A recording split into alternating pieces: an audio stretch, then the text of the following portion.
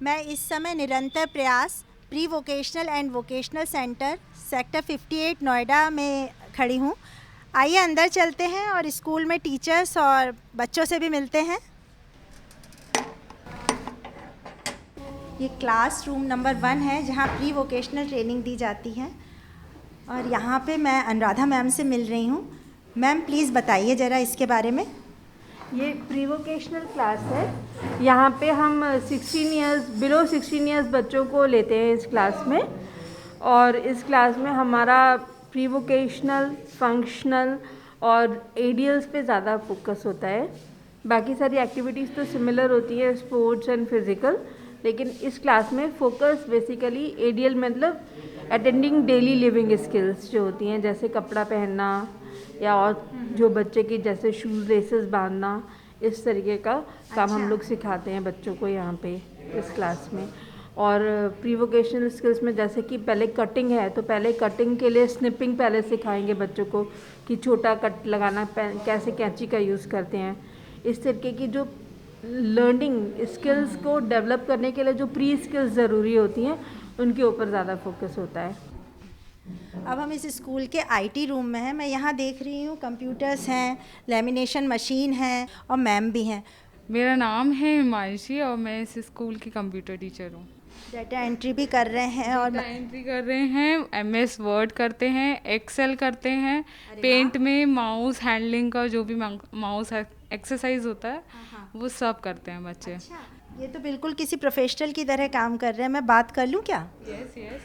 Hello बेटा, आप अपना नाम बताओगे? चपल। मुझे देख के थोड़ा सा शर्मा रहा है। अमृत को मैं देख रही हूँ, ये बड़ा सीरियसली डेटा एंट्री कर रहे हैं, बिल्कुल किसी प्रोफेशनल की तरह। और इस समय स्क्रीन पे द मैजिक बीन कॉफ़ी है, उसके लिए ये वर्कशीट तैयार कर रहे हैं। तो मैम ने इनको बड़ा एक्सपर्ट बना दिया है और ये बड़े लगन के साथ अपने काम में लगे हुए हैं। ये सब प्रिंट आउट निकालते हैं, स्कैनिंग करते हैं, जेरोक्स जो भी है वो भी करते हैं। यहाँ हम लोग क्लास नंबर 3 में हैं। ये एक और एक्टिविटी एरिया है और एक्टिविटी एरिया में कई सारी चीज़ें हैं। बच्चे बड़ा यहाँ पे ड्राइंग वगैरह कर रहे हैं, सर भी यहाँ पे सिखा रहे हैं। सर मैं क्या आपसे बात कर सकती हूँ? इस टाइम अभी क्राफ्ट एक्टिविटी चल रही है। अच्छा, बाकी शेड्यूल के अकॉर्डिंग कराते हैं, जैसे सुबह प्रेयर हो गया, सर्कल टाइम में जैसे अटेंडेंस हो गई, बच्चा का सेल्फ इन्फॉर्मेशन, फिर एक्सरसाइज होते हैं, एक्सरसाइज का फिर लंच हो जाता है। अच्छा। लंच के बाद फिर बच्चे अपना जो क्लास टाइम होता है उसमें बच्चे सब करते हैं। बच्चे यहाँ कटिंग भी बड़े मज़े से कर रहे हैं ड्राइंग के साथ साथ। कटिंग करना उसके बाद ये पंचिंग मशीन से पॉइंट लगाया ना मैंने, इस पर पंचिंग मशीन से पॉइंट करेंगे, अच्छा, फिर उसके बाद कटिंग करेंगे इस पर। संध्या मैम कुछ इस एक्टिविटी एरिया के बारे में बताइए। पेपर प्लेट्स मेकिंग एरिया लिखा हुआ है यहाँ पर। ये मशीन है, इसमें बच्चे हमारे पेपर प्लेट्स और डिफरेंट साइज़ के प्लेट्स होते हैं और वो हमारे बच्चे बनाते हैं और उनको हमारे स्टाफ का सुपरविजन रहता है साथ में। और हम लोग एज ए पेरेंट्स और जितने भी स्टाफ है, हम लोग अपने आसपास के एरिया में किसी का बर्थडे है, किसी का ये है, तो हम उनको बोलते हैं कि आप इसे यूज़ करो। और एक मिनिमम प्राइस पे हम इसे सप्लाई करते हैं। पिछले 3 साल से मैं अपने सिप्रा सन सिटी में दुर्गा पूजा में ये दोनों सप्लाई कर रही हूँ और हर साल वो हमें प्रायोरिटी देते हैं वो हमें। आइए दूसरे एक्टिविटी एरिया में चलते हैं। ये म्यूज़िक सुनाई दे रहा है, लग रहा है वहाँ कुछ म्यूज़िक की तैयारी चल रही है। संध्या जी हमें ले चलिए वहाँ पर। हाँ चलिए, हमारे बच्चे बहुत अच्छा ड्रमिंग और ये करते हैं, एंजॉय करते हैं। आप चलिए। चलिए।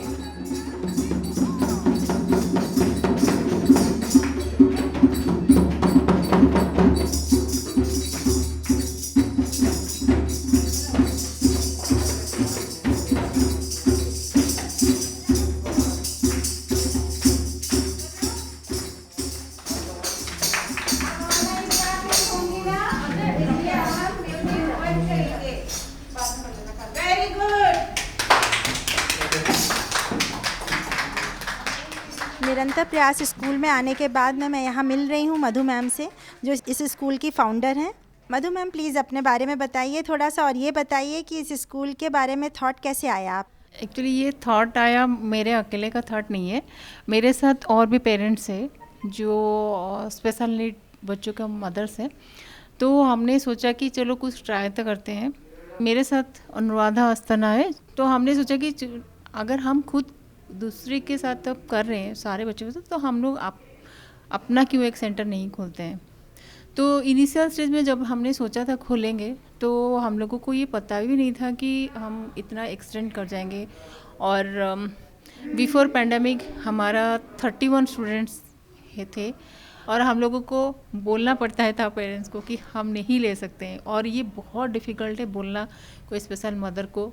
और हम लोग कभी सोच रहे हैं कि इधर हम लोगों को जो बगल वाला फ्लैट मकान जो है वो मिल जाएगा, otherwise will shift a bigger place so that we can accommodate more students in our centre.